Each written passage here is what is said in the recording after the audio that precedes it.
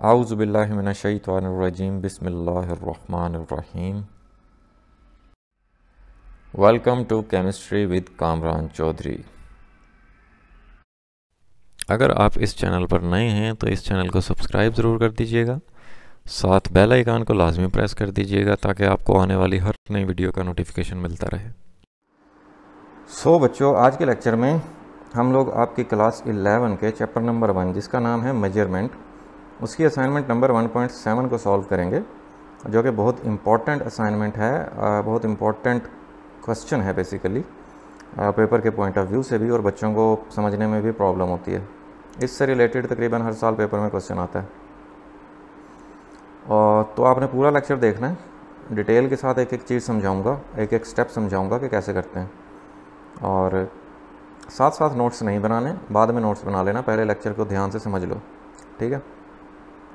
और अभी से पहले हम लोग जो है ना इस चैप्टर की तमाम जो 6 असाइनमेंट्स हैं वो हम सॉल्व कर चुके हैं, ठीक है। तो उनको देखने के लिए आप चैनल पे जाएं, वहाँ पे सर्च कर लें ऊपर असाइनमेंट नंबर 1.1, 2, 3, 4, 5, 6, तो वहाँ पे आपको लेक्चर्स मिल जाएंगे। तो स्टार्ट करते हैं असाइनमेंट 1.7। सबसे पहले तो स्टेटमेंट देख लेते हैं।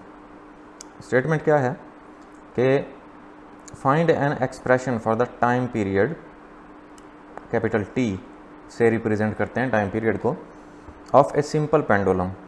सिंपल पेंडुलम जो होता है, जो कि यहाँ पे डायग्राम में आपको नज़र आ रहा है, पेंडुलम क्या होता है बेसिकली, एक रोप होती है, उसके साथ एक बॉब, एक छोटी सी बॉब स्फेरिकल ऑब्जेक्ट जो है ना आप बांध दो, उसको बेसिकली हम लोग क्या बोलते हैं, पेंडुलम बोलते हैं। टाइम पीरियड क्या होता है, अब देखो सपोज़ यहाँ से ये इस पेंडुलम ने मूव करना स्टार्ट किया और ये आगे की तरफ गया और पीछे की तरफ वापस उसी जगह पर आया, तो जितने टाइम में ये एक वाइब्रेशन कंप्लीट करता है ना, उसको इसका टाइम पीरियड बोलते हैं। टाइम पीरियड का बेसिकली फार्मूला डिराइव करना है आपने इस सिंपल पेंडुलम के लिए, ठीक है। वो बता रहा है कि टाइम पीरियड जो है वो डिपेंड करता है mess of the Bob of the pendulum. Time period depend करता है पेंडुलम में जो बॉब है ना, ये जो स्फेरिकल ऑब्जेक्ट होता है, इसके मैस के ऊपर, लेंथ ऑफ द पेंडुलम, ये जो रोप है ये, ठीक है, इसकी जो लेंथ है इस पर भी डिपेंड करता है, and acceleration due to gravity g at the place where the pendulum is suspended. और इसका टाइम पीरियड g की वैल्यू पे भी डिपेंड करता है, ग्रेविटेशनल एक्सेलरेशन पे भी डिपेंड करता है, ठीक है। क्योंकि आपको पता है कि जो सी लेवल होता है, मतलब ज़्यादा हाइट नहीं होती, हम अगर अर्थ सरफेस की बात करें, ठीक है, तो वहाँ पे आपको पता है जी की वैल्यू 9.8 मीटर पर सेकंड स्क्वायर होती है। जैसे जैसे आप ऊपर की तरफ मूव करते हैं, हाइट की तरफ मूव करते हैं, जी की वैल्यू कम होती जाती है, ठीक है। तो उसी हिसाब से पेंडुलम का टाइम पीरियड भी वेरी करेगा, ठीक है, जी की वैल्यू के साथ। So any how time period का एक्सप्रेशन कैलकुलेट करना है, फार्मूला डिराइव करना है, और उसने बता दिया आपको कि टाइम पीरियड मैस, लेंथ और जी की वैल्यू पर डिपेंड करता है, ठीक है। सो कर लेते हैं स्टार्ट। ओके, अब सॉल्यूशंस पे आने से पहले आपको बेसिकली 3 क्वांटिटीज़ की डायमेंशंस का पता होना चाहिए, जिसमें मैस जिसकी डायमेंशन होती है कैपिटल M, लेंथ जिसकी डायमेंशन होती है कैपिटल L, और टाइम जिसकी डायमेंशन होती है कैपिटल T, ठीक है। सो इन 3 क्वांटिटीज़ की डायमेंशंस की मदद से हम लोग सिंपल पेंडुलम के टाइम पीरियड का फार्मूला डिराइव करेंगे, ठीक है।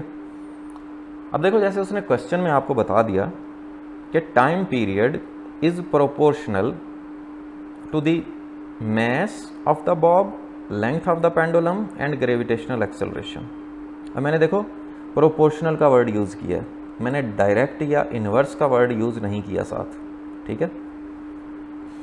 उसने सिर्फ ये बताया है कि टाइम पीरियड डिपेंड करता है मैस, लेंथ और ग्रेविटेशनल एक्सेलरेशन पे।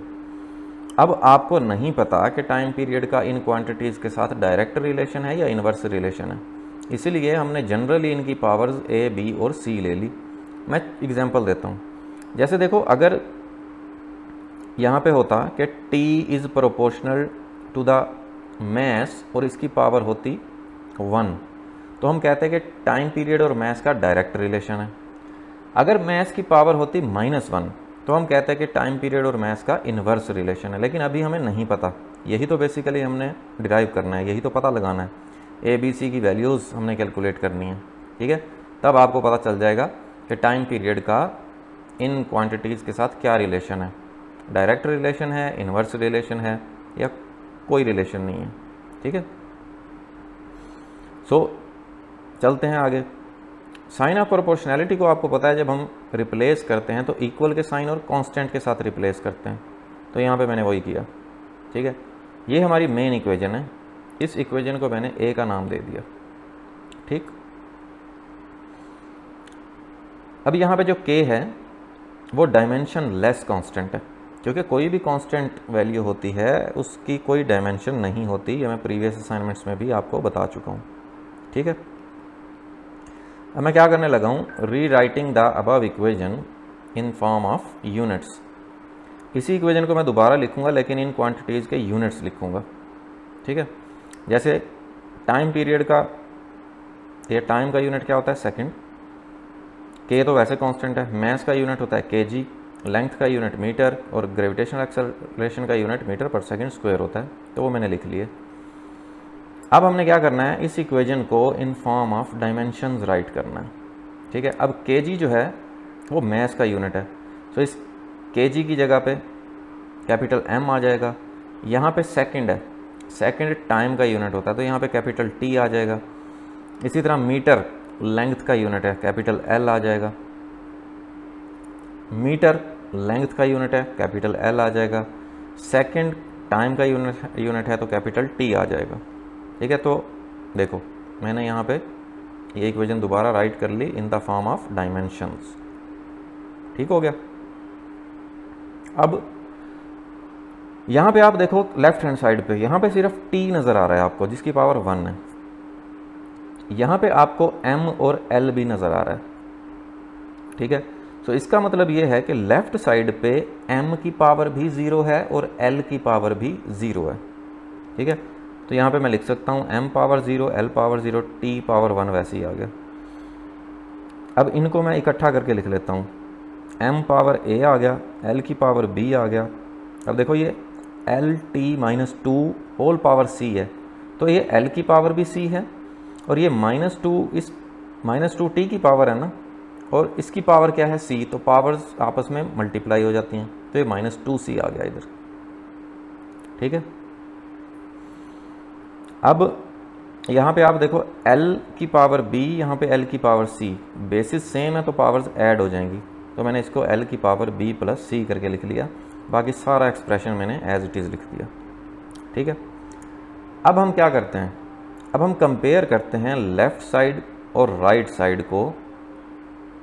क्या चीज़ कंपेयर करनी है, m, l और t की पावर्स को, ठीक है। जैसे यहाँ पे m की पावर है a और यहाँ पे m की पावर है 0, तो इसका मतलब ये है कि a की वैल्यू कितनी हो गई, 0। यहाँ पे l की पावर है b प्लस c और यहाँ पे l की पावर है 0, ठीक है। सो b प्लस c इक्वल हो गया 0 के। यहाँ पे t की पावर है -2c और यहाँ पे t की पावर है 1, तो -2c इक्वल हो गया 1 के, ठीक है। अब ये 3 इक्वेशंस आ गई, जिसमें से एक वेरिएबल की तो आपको वैल्यू पता लग गई, a की पावर 0 है।